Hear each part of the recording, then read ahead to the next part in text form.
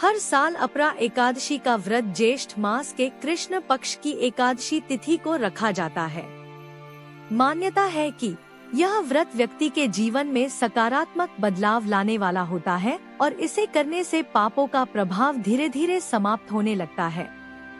इस दिन भगवान विष्णु की विधि विधान से पूजा अर्चना करने का विधान है।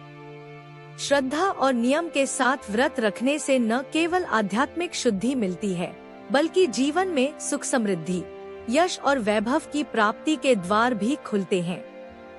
ऐसा भी कहा जाता है कि इस एकादशी का पुण्य फल अनेक तीर्थों के दर्शन और दान के बराबर माना गया है, इसलिए इसका महत्व और भी बढ़ जाता है।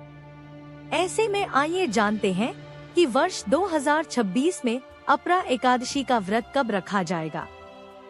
ज्येष्ठ माह के कृष्ण पक्ष की एकादशी तिथि 12 मई 2026 को दोपहर 2:52 से शुरू होगी। इस तिथि का समापन 13 मई 2026 को दोपहर 1:29 पर होगा। उद्यातिथि के अनुसार अपरा एकादशी का व्रत 13 मई 2026 बुधवार को रखा जाएगा।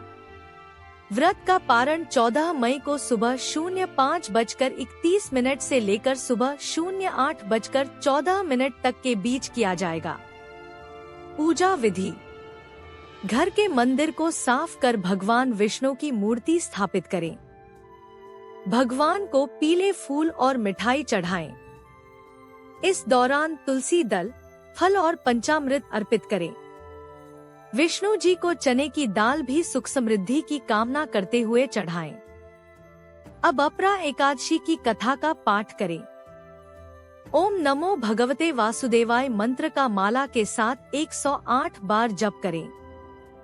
अंत में आरती करें और अगले दिन द्वादशी तिथि में व्रत पारण करें। अपरा एकादशी व्रत लाभ पिछले जन्मों के पापों से भी मुक्ति मिलती है। अटके काम बनने लगते हैं। परिवार में खुशियां और सुख समृद्धि बढ़ती है। निंदा और झूठ जैसे दोषों का नाश होता है। धन, यश और सम्मान में वृद्धि होती है। जीवन में सकारात्मक ऊर्जा और स्थिरता आती है। अपरा एकादशी महत्व: अपरा एकादशी व्रत का पुराण में विशेष महत्व बताया गया है। ऐसी मान्यता है कि इस एकादशी का व्रत करने से ब्रह्मा हत्या जैसे अपराधों से मुक्ति मिल जाती है। साथ ही प्रेत योनि जैसे भयंकर पापों से भी मुक्ति मिलती है। इन बातों का रखें ध्यान। अपरा एकादशी के दिन झूठ बोलने व क्रोध करने से बचें। इस दिन घर में लहसुन, प्याज और तामसिक भोजन का सेवन न करें। दान पुण्य करने से व्रत का फल और बढ़ जाता है। विष्णु जी की चालीसा का पाठ करें और शाम को तुलसी के पास दीपक जलाएं। इस दिन पीले रंग के वस्त्र धारण करें। ब्रह्मा मुहूर्त में उठकर स्नान करें। काले रंग के कपड़े धारण न करें। भगवान विष्णु की विधि पूर्वक पूजा अर्चना करें। पूजा के दौरान व्रत कथा का पाठ करें। मंत्रों का जप करें। व्रत के दौरान सात्विक भोजन का सेवन करें। ब्रह्मचर्य के नियम का पालन जरूर करें। तन और मन को शुद्ध रखें। दिन में न सोएं।